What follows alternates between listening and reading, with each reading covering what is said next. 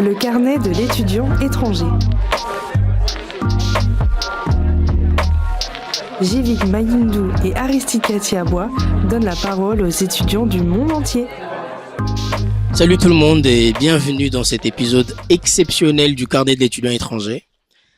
Le carnet de l'étudiant étranger a été créé, on s'est dit de créer cette plateforme pour mettre en avant les défis que rencontrent les étudiants internationaux en France. Voilà, il y a des réalités qu'ils vivent insoupçonnées, comme on dit. Voilà, c'est-à-dire le titre de séjour, l'isolement, la précarité affective. Donc il y a plein de choses.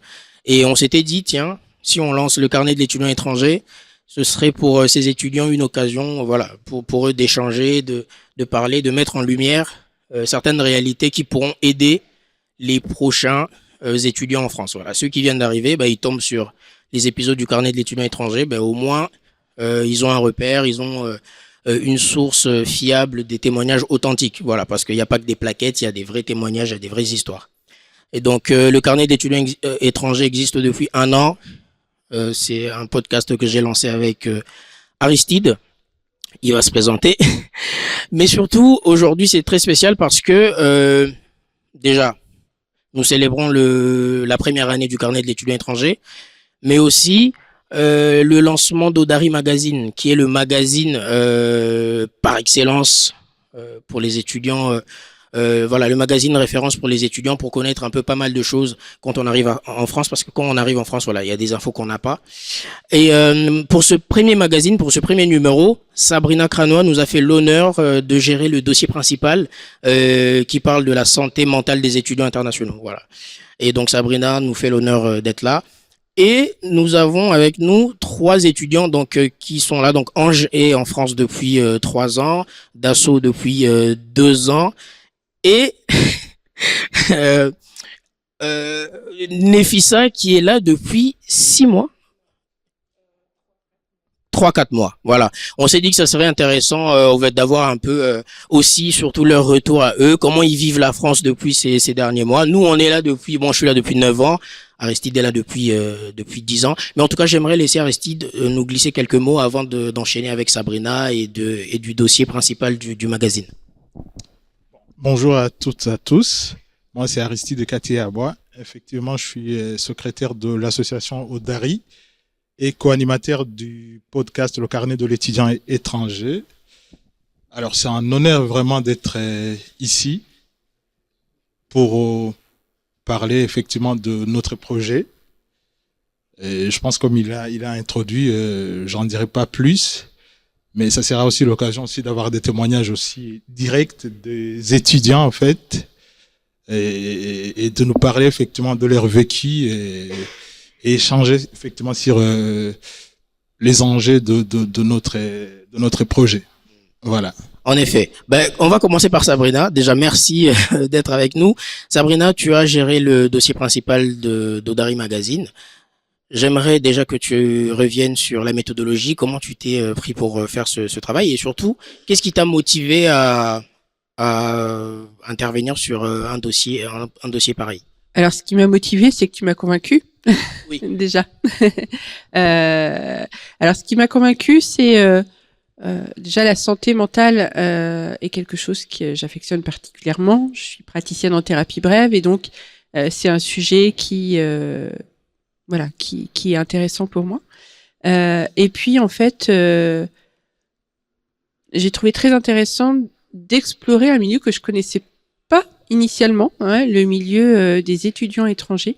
Et donc, c'est pour moi une ouverture par rapport à ma curiosité, de connaître d'autres cultures. C'est vraiment ça qui m'a animée. Et comment ça s'est passé? J'ai interrogé des étudiants étrangers, 3 personnes, pour mieux comprendre les enjeux, les difficultés rencontrées, mais aussi les ressources. Et quelles sont les problématiques qui reviennent souvent, qui sont souvent revenues dans tes échanges avec ces étudiants? Alors, il y a plusieurs problématiques. Il y en a une qui est le renouvellement de la carte de séjour, qui crée énormément de pression. Moi, j'ai souvenir que dans les propos, c'est à peine j'ai j'ai le renouvellement, que ça y est, il faut déjà que je pense à mettre tout en place, à récolter toutes les informations, tous les documents pour le renouvellement. Donc en fait, c'est permanent. Donc ça occupe une énorme pression parce qu'il y a des documents qui, effectivement, tout rentre pas toujours dans les cases de l'administration et c'est quand même très complexe. Ok. Dassault, on va commencer par toi. Comment vas-tu d'abord? Merci, je vais plutôt bien. Et Ok. toi donc? Ouais, ça va, moi je vais très bien. Il y a du beau public. On est bien, on est bien. C'est cosy, on a des beaux canapes. Dassault, que peux-tu nous dire de ton arrivée? En tout cas, si tu peux nous faire un retour d'expérience de ta vie en France depuis que tu es là. Un retour d'expérience. Bon, je dirais d'abord que il y avait beaucoup de choses que je m'imaginais vivre en venant ici. Et il y a très peu que j'ai vécu. Mais le peu que j'ai vécu, j'ai apprécié. Jusque-là, j'apprécie. Mais il faut dire qu'en tant qu'étudiant, et en plus en tant qu'étudiant étranger, il y a beaucoup de choses auxquelles on ne s'attend pas quand on vient dans un pays comme la France pour poursuivre ses études. Bien qu'étant déjà de base dans un pays francophone, parce que je viens du Bénin, qui est un pays francophone. Mais il y a beaucoup de choses auxquelles on ne s'attend pas forcément. Une des choses dont je vais parler vite fait, c'est au début, la rapidité avec laquelle les gens parlent le français. Le C'est débit vrai. des mots, je trouvais au début cela très, très difficile à capter, parce que j'avais l'impression qu'on ne parlait finalement pas la même langue. Il fallait que, de façon posée, j'essaie d'écouter mot à mot pour me retrouver, alors que je parlais déjà très bien français de base. Aussi, je me suis rendu compte que, par rapport au cours, la prise de notes sur papier, stylo, c'est un peu d'une autre époque. Parce que les premiers cours, j'ai constaté que tout le monde était pratiquement sur son ordinateur, en train de saisir avec une rapidité que je n'avais pas l'habitude d'observer au pays. Donc, il fallait que je m'adapte à cela. Après, bon, j'étais venu en septembre, donc quelques temps après, c'était l'hiver, quelque chose que je ne connaissais pas.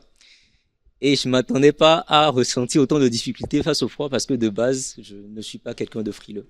Mais il fallait que je me rende compte que dans un environnement différent de mon environnement d'origine, j'allais avoir du mal à m'adapter à certaines choses, dont le froid. Aussi, là, comme ça, vite fait, la différence culturelle. La différence culturelle parce que, pour la petite anecdote, par exemple, chez moi, d'où je viens, du Bénin, à partir de midi, on est autorisé à dire bonsoir. Sauf Ok. qu'ici, je me suis retrouvé très vite à avoir des réactions bizarres quand à partir de midi, je disais bonsoir aux gens. Ouais. Donc, aussi, le fait de dire bonjour systématiquement à tout le monde, qu'on connaisse les gens ou qu'on ne les connaisse pas, c'est quelque chose qui n'est pas vraiment culturel ici. Je dirais que d'où je viens, systématiquement, peu importe qu'on se connaisse ou pas, on dit bonjour. Que ce soit dans la rue, dans les transports en commun ou à l'école. Mais ici, je me suis retrouvé à dire bonjour à des personnes qui ne s'attendaient pas à ce que je les salue. Ou qui trouvaient peut-être ça un peu oppressant ou agressif. C'est l'impression que j'ai eue, vu la façon dont ils ont accueilli ce bonjour. Et c'est des choses que j'ai pris du temps à accepter. Il fallait que je m'adapte à l'environnement dans lequel j'étais. Donc, avec le temps, c'est en train de se faire, donc ça va. Non, mais c'est très très intéressant.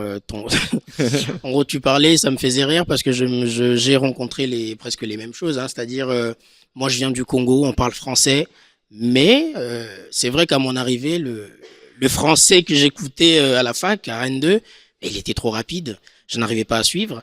Et ma stratégie était d'apporter un dictaphone. Voilà. Parce que je me disais, en fait, c'est pas possible. Donc, j'amenais le dictaphone. J'allais réécouter dans ma chambre Crous. Mais voilà, c'était très rapide. Aujourd'hui, je me sens beaucoup plus à l'aise quand je parle et quand j'écoute. Mais à mon arrivée, ben, ça, c'est aussi quelque chose. C'est un combat invisible. Parce qu'au final, ben, tu passes des semaines et des semaines à comprendre, à avoir de la lenteur dans ta compréhension. Et ça impacte aussi, voilà, ta réussite. Bon, Néfissa, toi, tu viens d'arriver, on va finir. Non, on finira avec toi. Ange, toi, tu es là depuis 3 ans. Fais-nous un retour d'expérience. Bonjour, je suis Ange. Je suis contente d'être là déjà. Donc, ça fait 3 ans que je suis en France et quand tout à l'heure j'ai écouté Dassault, ça m'a rappelé plein de choses parce que moi aussi, quand je suis arrivée, j'ai eu beaucoup de pression. Donc, j'arrive déjà avec 2 mois de retard par rapport aux autres en cours et j'ai 1 mois pour trouver un stage. Donc, j'ai pas vraiment eu le temps de m'adapter ou de comprendre certaines choses et le deuxième jour que j'arrive en France, la dame du train elle me donne une amende de 50 €. Donc, ça m'a beaucoup... ça, je vais jamais oublier. Donc, j'ai pu trouver mon stage. Ça s'est super bien passé. Et même en stage, c'était pas vraiment quelque chose de très évident parce qu'il y a des habitudes que forcément, moi, je n'ai pas. Je viens d'arriver. Par exemple, le fait qu'à midi, tout le monde doit se regrouper, c'est obligé et que peut-être si tu as autre chose à faire, tu es un peu mise à l'écart parce que tu n'es pas là avec tout le monde à midi, donc c'est un peu mal perçu. Et ça fait partie des choses que moi, je ne savais pas. Je sais que c'est bien d'être avec des gens, mais pour moi, c'est pas très mal perçu comme moi, ce que j'ai ressenti là-bas. Donc, il y a eu des choses comme ça. Et après, je suis entrée en dépression ma première année quand même, parce que j'étais pas dans de très bonnes conditions, déjà, il faut le dire. Quand moi je quittais du Cameroun, c'est vrai que quand tu viens et que tu as quelqu'un, c'est peut-être la meilleure option, mais pour moi, ce n'était pas la meilleure chose parce que là où j'étais, ça ne s'est pas bien passé, ce n'était pas comme j'espérais. Donc, 1 année en dépression et il fallait que je valide mon année par rapport à mon titre de séjour. Donc ça fait partie des choses dont on ne parle pas, le fait que déjà, tu arrives dans un système qui est nouveau. Tu dois t'adapter. En plus, j'ai 2 semaines de retard et il faut, dans les 6 mois après, faire la procédure pour renouveler le titre de séjour. Et il faut valider son année. Donc, j'ai quand même validé mon année, mais j'ai repris à 0 parce que je suis arrivée, j'étais à Tours. Je suis arrivée à Rennes l'année d'après, je ne connaissais personne. Il fallait trouver un logement. Il fallait commencer l'année à Rennes 2. Il fallait trouver un job étudiant pour payer sa chambre d'étudiant et pouvoir subvenir à ses besoins. C'était très, très difficile. J'avais très peur quand j'arrivais à Rennes parce que je ne connaissais personne. Et pour rejoindre Dassault, comment prendre les cours? C'était une catastrophe. Franchement, je ne savais même pas que j'allais valider mon année parce que je ne sais même pas si j'ai vraiment pris les cours à Rennes 2. ChatGPT m'a beaucoup aidé parce que des fois, j'avais le titre... Et je disais à ChatGPT, fais-moi le cours niveau licence 1, administration économique et sociale. J'ai mon examen, voici ce qu'on a fait en TD. Est-ce que tu peux me faire un résumé? Donc, ça m'a beaucoup aidé. J'ai validé mon année. Mais jusqu'à là, ce que je faisais à Rennes 2, c'était pas vraiment ce que je voulais. Donc, j'ai juste pris cette filière-là parce que je voulais quitter là où j'étais. Je voulais juste aller dans un autre environnement et prendre le temps de reconstruire mon projet professionnel. Cette année-là, ça s'est bien passé. J'ai validé mon année. C'est vraiment l'année de l'adaptation pour moi parce que j'ai pu comprendre comment les choses fonctionnaient, quel service il faut aller voir, par exemple, si on a un problème. Franchement, je peux dire que l'année dernière, c'était comme ma première année.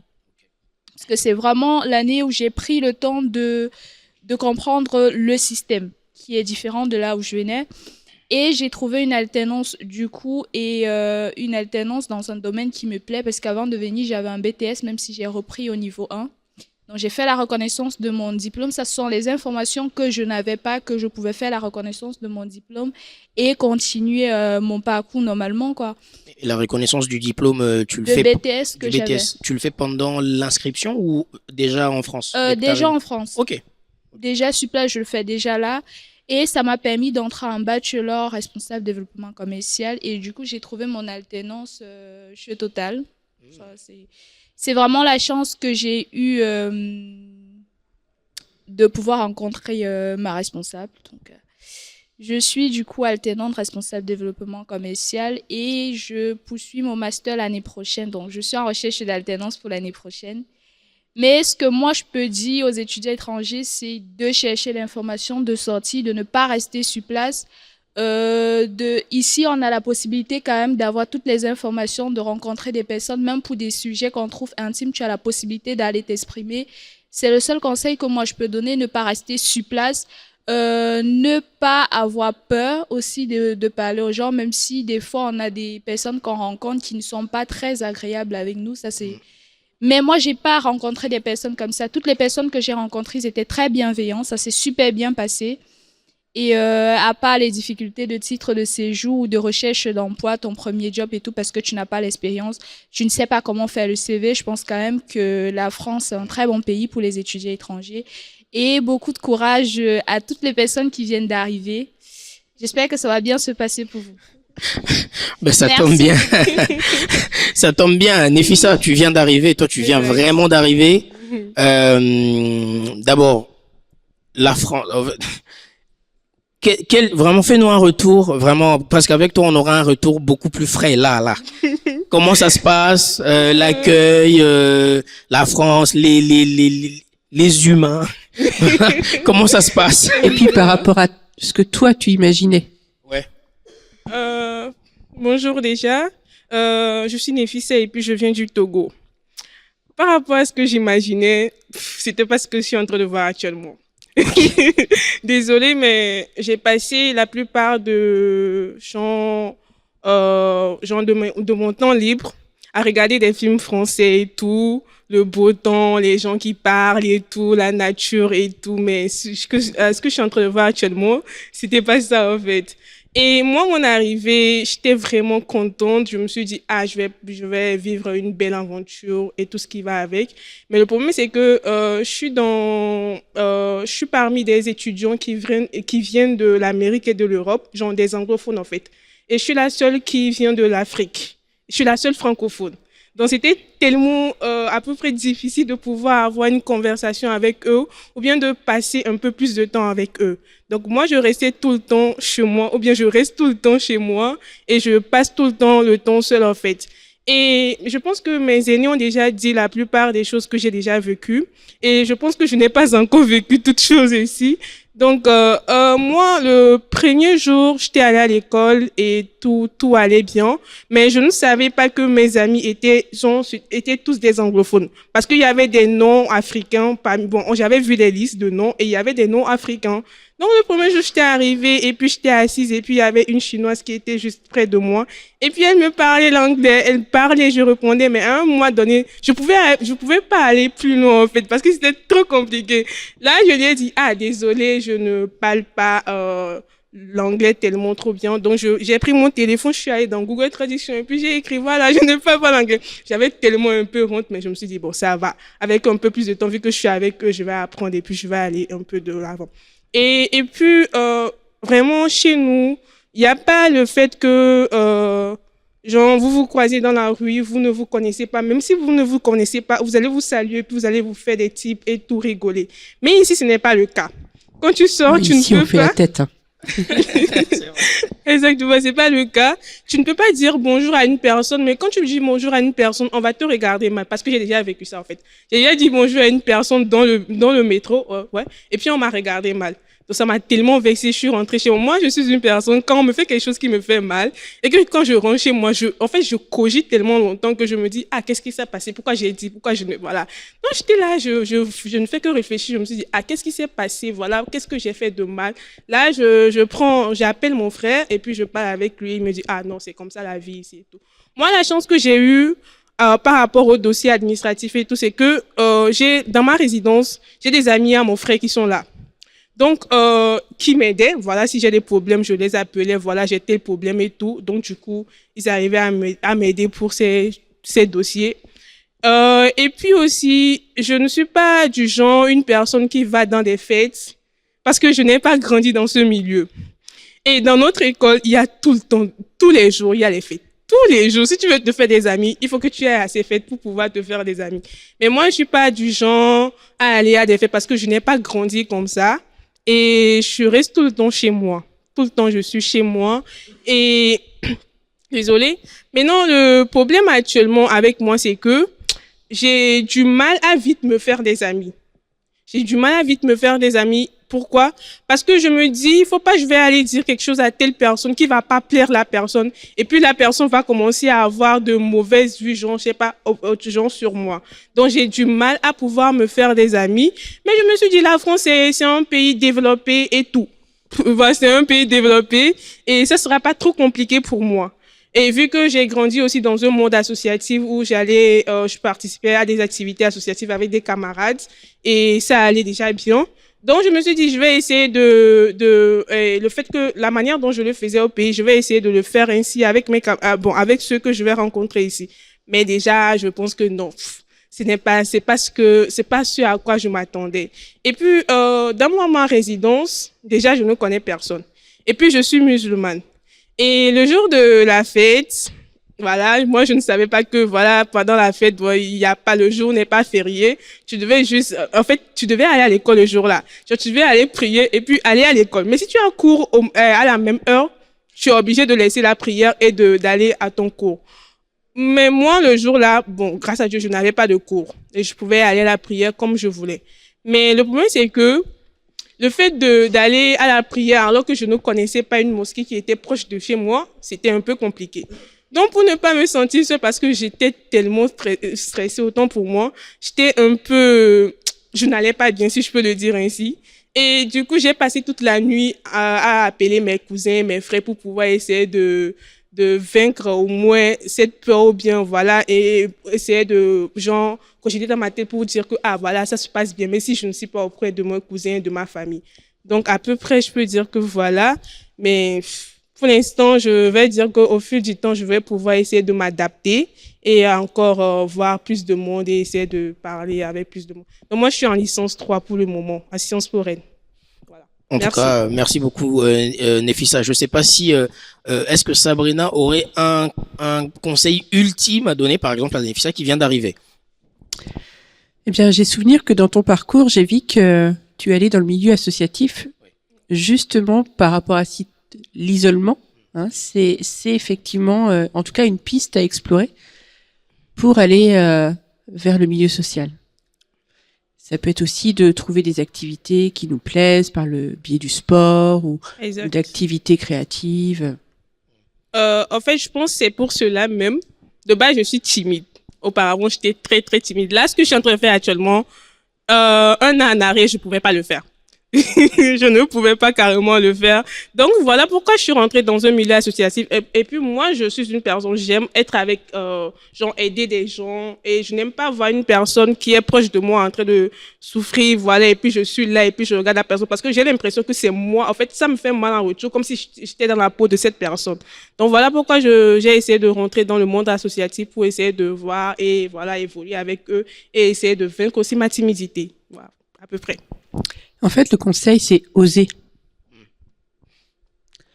Oser, parfois on tombe, mais comme les enfants, quand on apprend à marcher, on va tomber une fois, mais on se relève. On retombe une deuxième fois, on se relève. En fait, c'est vraiment oser et prendre sa place. Non, c'est vraiment ça. Ange, t'aimerais ajouter quelque chose? Tu voulais ajouter un truc?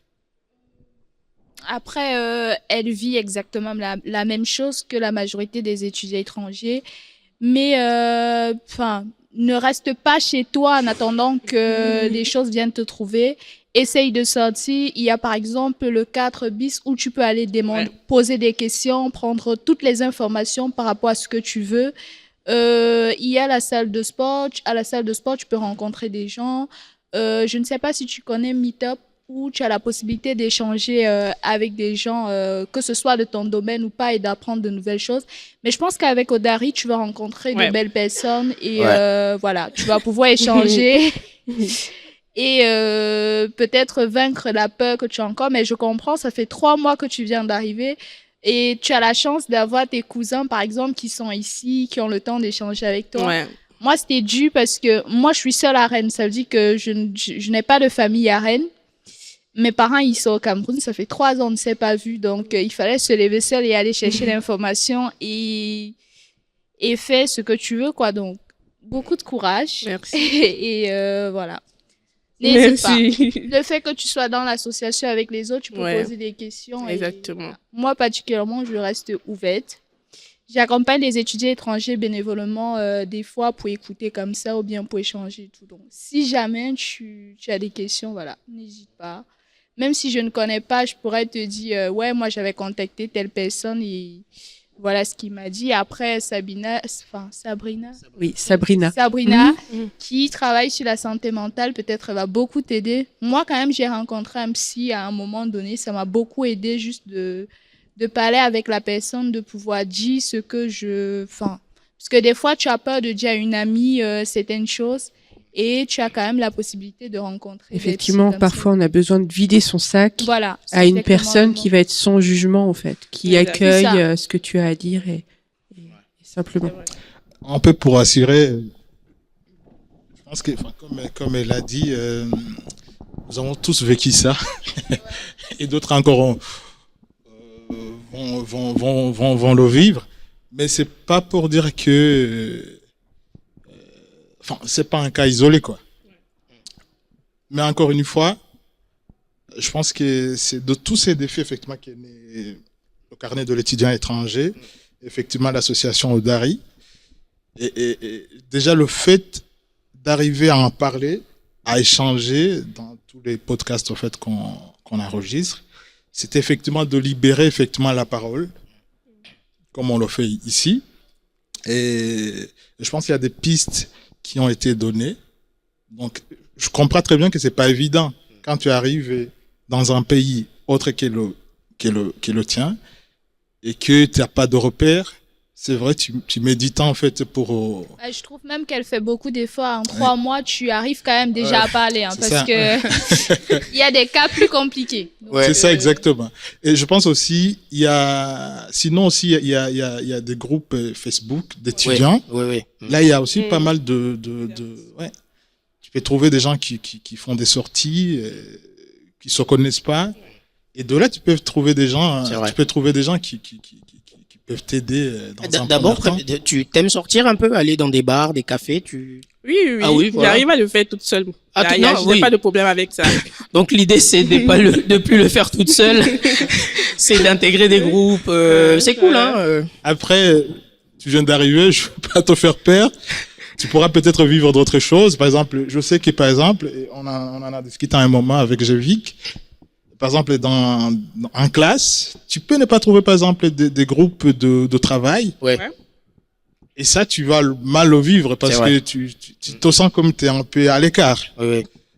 Alors que, voilà, l'année elle va finir et tu vas réussir et tout ça, ça sera derrière toi. Mais c'est pour te dire que vraiment, il y aura beaucoup d'autres défis. Et petit à petit, je sais très bien que tu trouveras la force et surtout essayer vraiment d'aller vers les autres. C'est pas évident, comme je l'ai dit. Donc, en venant d'ailleurs, pour en profiter, on parlait de la précarité étudiante, c'est-à-dire le manque d'argent qui pourrait arriver. Le manque d'argent. Et parce que ça, c'est vraiment quelque chose de central, c'est que il y a un constat que j'ai fait, la plupart d'étudiants avec qui je parle, qui me disent qu'ils n'arrivent pas à trouver de job étudiant. Parce que c'est chaud depuis 1 an ou 2. Bref, c'est même les métiers les plus basiques, voilà, ils n'arrivent pas à trouver. C'est compliqué parce Voilà. que moi qui fais un peu les recrutements, ils ont des bons CV, de bons profils, mais ils ne savent pas forcément se vendre. Et du coup, des fois, ils ne sont pas pris, pas parce qu'ils ne peuvent pas, mais juste parce qu'ils ne savent pas se vendre. Et pour te rassurer, moi, j'ai fait 2 ans à Rennes. C'est Jevi qui m'a fait voir Jules Ferry. Je lui disais ça l'autre jour. Ouais. Donc, pour te rassurer, tu n'es pas vraiment en retard. Tu as tout le temps. J'ai fait 2 ans à Rennes. Ça fait juste 1 semaine que je suis allée à Jules Ferry. Ouais. Pour te rassurer. Donc, au fait, c'est-à-dire, Rennes est une belle ville. La Bretagne est une belle région. Le fait de visiter, le fait d'avoir cette curiosité, de découvrir. Parce que moi, en fait, mon mantra, moi, c'est pour réussir son intégration, pour réussir son aventure, parce que ça reste une aventure, hein. Pour réussir son aventure, il faudrait s'intéresser aux choses. Il faudrait s'intéresser à ce qui nous entoure, à la culture qu'on vient trouver. Moi, je trouve ça normal. D'ailleurs, tiens, dis-moi, t'as déjà goûté les galettes bretonnes, t'en as déjà mangé? Ben non, voilà. Non. Tu vois? Donc, c'est des trucs comme ça, c'est-à-dire juste s'intéresser. Peut-être que on va pas manger des galettes tous les jours, mais voilà, juste intéressé, voyager. S'imprégner, en comme ça. fait. Pardon? C'est s'imprégner. S'imprégner, c'est ça. C'est comme ça. Comme ça, on arrive à réussir.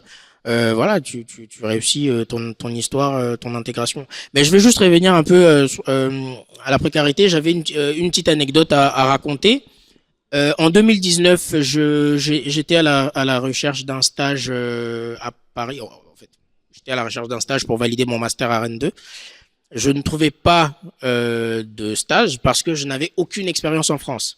Et la seule fois où j'ai pu être recruté à Paris pour mon stage, c'est parce que voilà, j'avais une expérience dans une asso, j'étais photographe, voilà, je faisais des photos. J'ai pu dire là, j'ai pas d'expérience en France, mais je fais partie d'une asso, je suis photographe.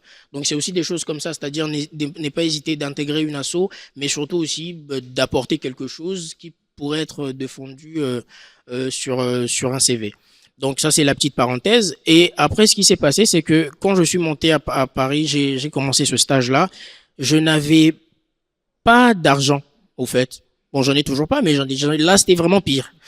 Parce que voilà, c'était une gratification. Voilà, c'est de la gratification. C'était 500 € à l'époque. Voilà, le stage, je sais pas si c'est toujours le même prix. C'est 500 €. Sauf que il s'est passé que je n'arrivais plus à payer mon loyer à Rennes. Donc, vu que j'étais chez un ami hébergé, les 500 €, je payais, je l'aidais à payer le loyer. Et à Rennes, je ne payais plus. C'est ce qui a fait que j'ai été chassé du Crous. Voilà, c'est en direct, le Crous, vous m'avez chassé. Mais c'est pas grave, ils ont raison. J'ai été chassé du Crous parce que je ne payais plus de loyer. Donc, pour dire que oui, on peut être en France, pendant qu'on est là, il y a des gens qui peuvent se dire que waouh, il est en France, il vit la belle vie. Mais non, il y a des combats qui font que t'arrives pas à payer ton loyer. On te chasse du Crous et avec tes bagages, tu te retrouves un peu à dormir à gauche à droite. Donc ça, c'est une réalité. Nefissa, ça ne va pas t'arriver, mais voilà, ça fait partie de ça existe. Ça existe. Et moi, c'est en partant de là que j'aimerais que toi, Aristide, que tu nous racontes un peu, parce que tu as vécu pas mal des choses, que tu nous racontes une anecdote ou deux par rapport à un job, parce que tu en as fait des jobs étudiants. Ça, Voilà. c'est sûr, ça, c'est vrai. Que tu nous racontes un peu une anecdote de galère, mais à la limite du Moyen-Âge, quoi.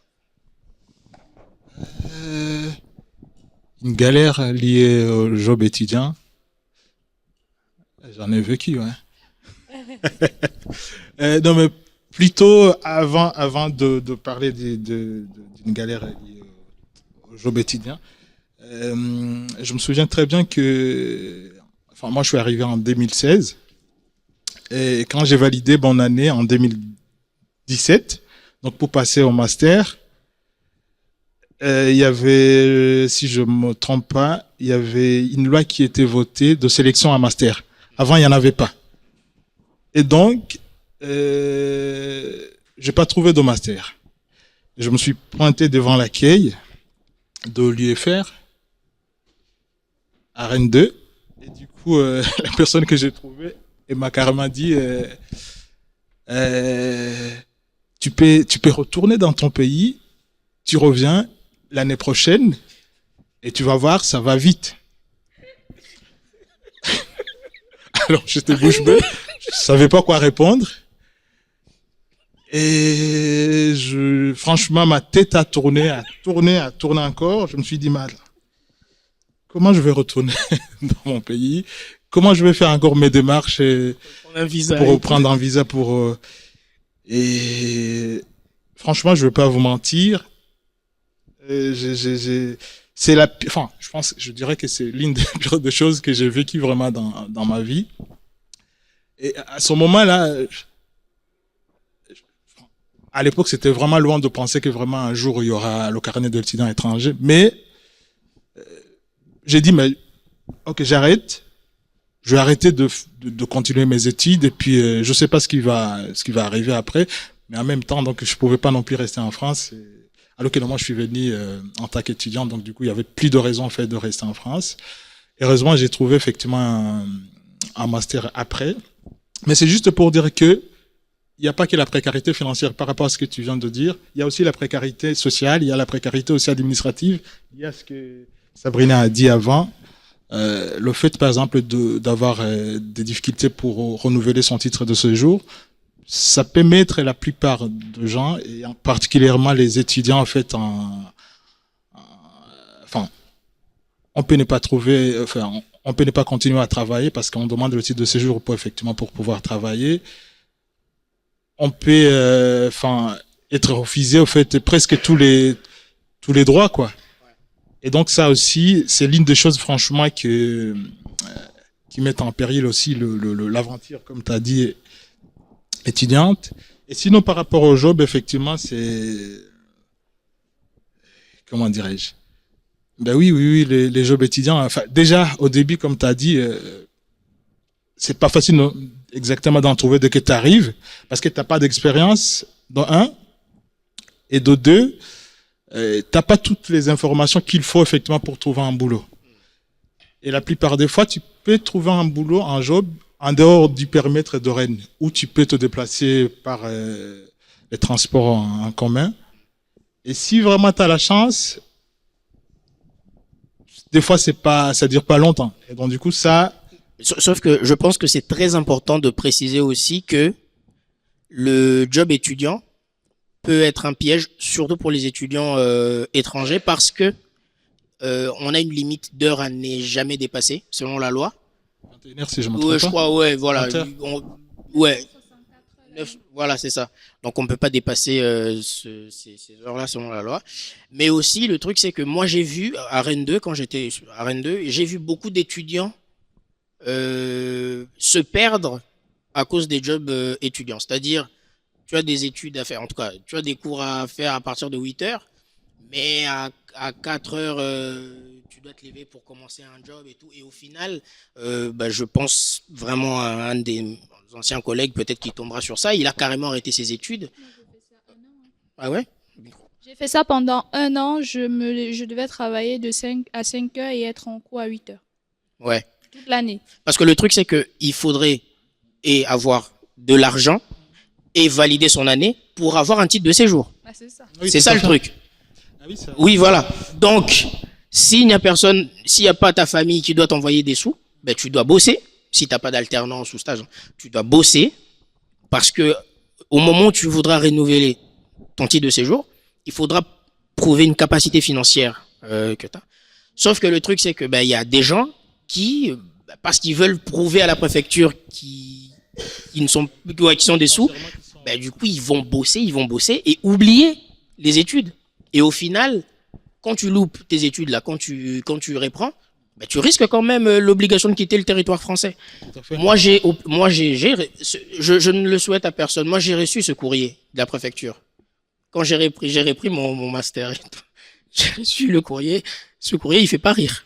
Hein? C'est vraiment un courrier où on te dit, monsieur, bon, après, j'avais abusé, j'ai fait 5 de moyenne, voilà.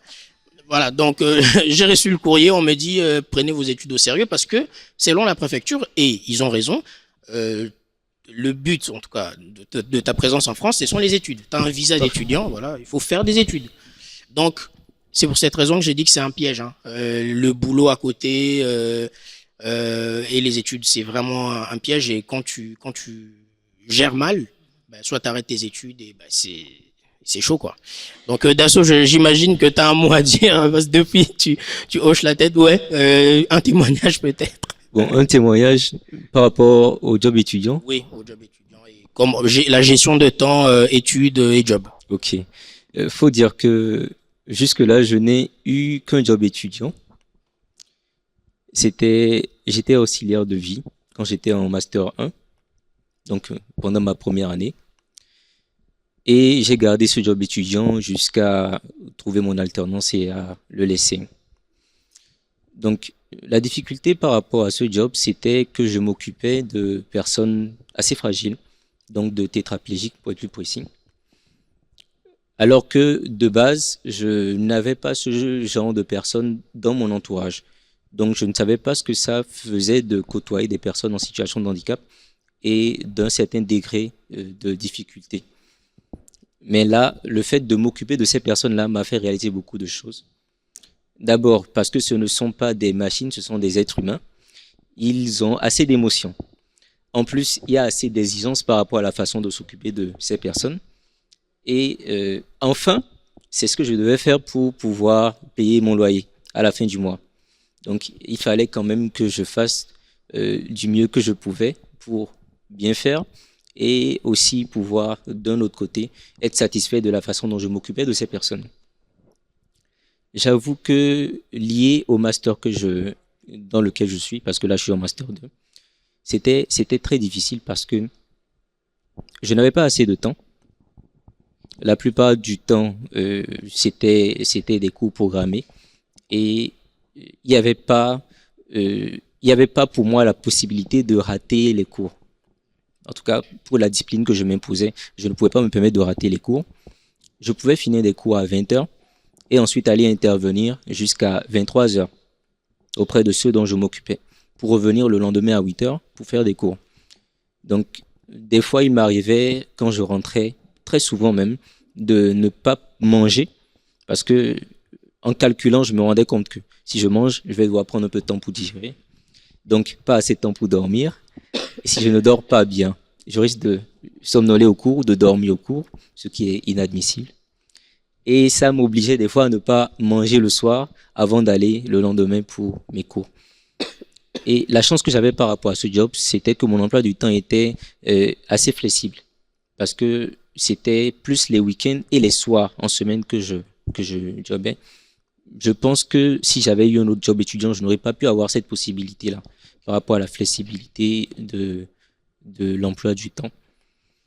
Mais c'était aussi mentalement très prenant parce que comme je vous le disais tantôt, c'est des tétraplégiques dont je m'occupais.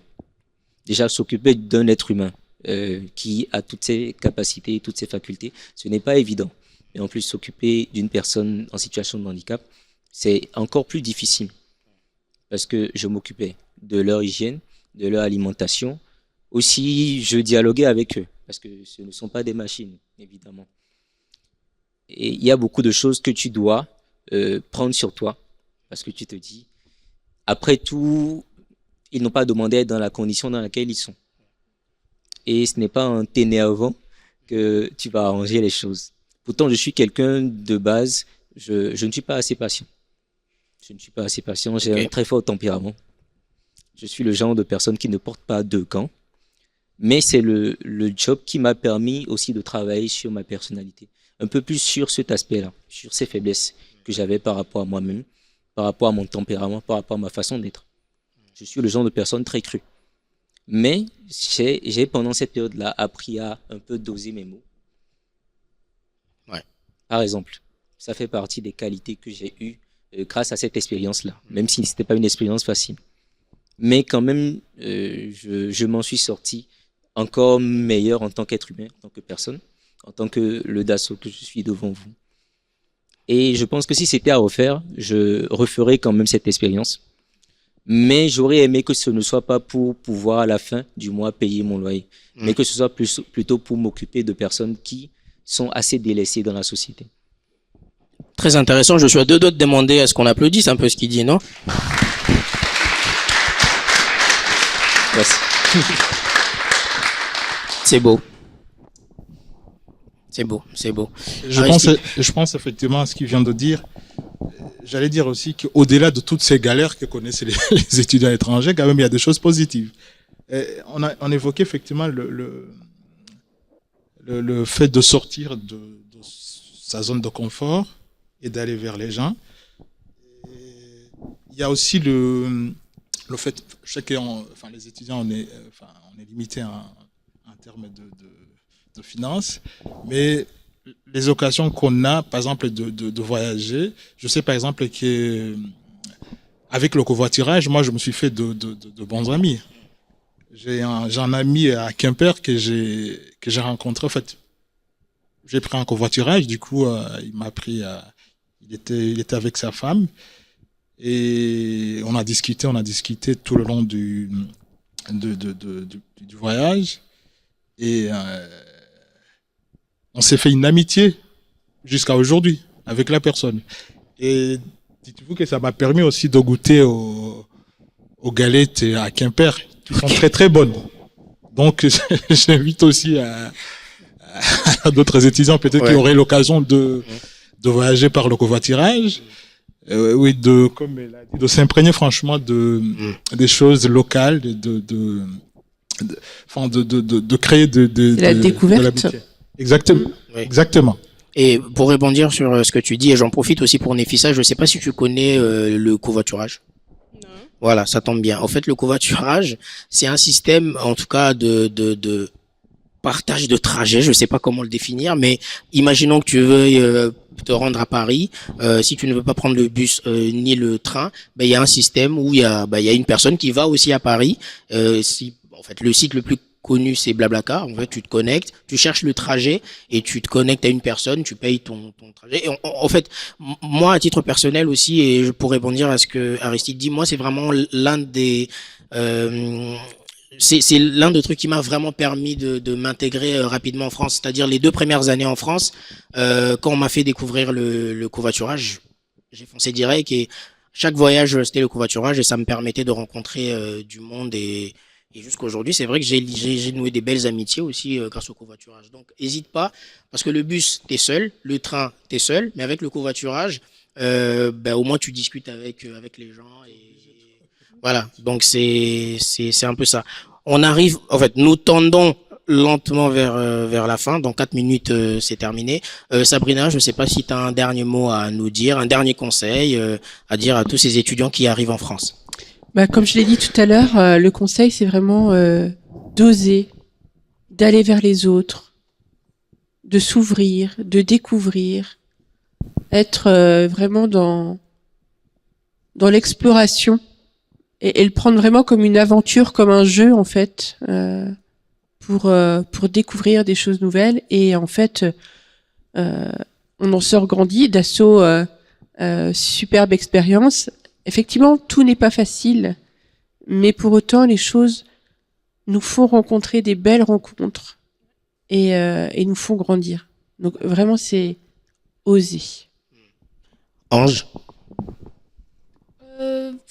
Il y a des galères, hein. Moi, je vais pas citer toutes les galères, mais c'est dans les galères que tu apprends.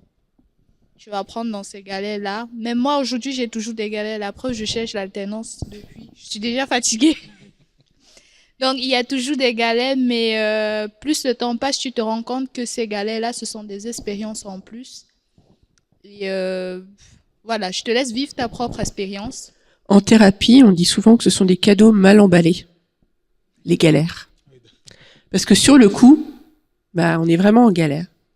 Mais plus tard, quand on l'a dépassé, on comprend que ça a été un cadeau sur notre chemin pour nous faire grandir et découvrir, soit des personnes sur notre chemin ou soit des choses, mais on dit que c'est un cadeau mal emballé. Franchement, c'est beau. Au final, j'ai l'impression que c'est pour elle, l'épisode d'aujourd'hui.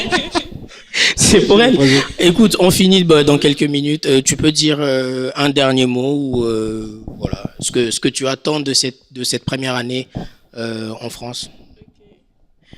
Tout d'abord, je tiens à vous remercier. Merci pour tous ces conseils. Je vais essayer de les appliquer. Voilà. Et j'attends vraiment à ce que d'ici la fin de mon semestre, parce que le mois d'avril, c'est le mois d'examen pour moi.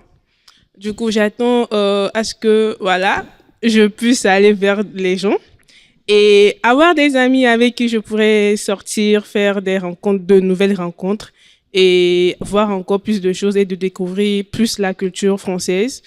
Et moi, déjà, quand je m'ennuie, je sors. Je sais pas comment vous appelez les choses ici. Je sais pas si ce sont les quartiers, parce que chez nous, on appelle ça les quartiers. Donc, moi, je sors. Je suis déjà allée presque dans tous les quartiers. Dans tous les quartiers, autant pour moi. Donc, je sors, je vois, et puis je rentre chez moi après. Donc, en fin de compte, j'aimerais pas aller toute seule. J'aimerais aller accompagner des gens et manger d'autres choses, pas seulement les choses de chez moi, mais découvrir de nouvelles saveurs de la France. Donc, voilà. Écoute, tu viens quand tu veux à la maison. Voilà. Donc, ceux qui cherchent une nouvelle amie, voilà. Et là, elle va découvrir la France. En tout cas, merci beaucoup. Merci à Podren. Merci tout le monde. C'était génial.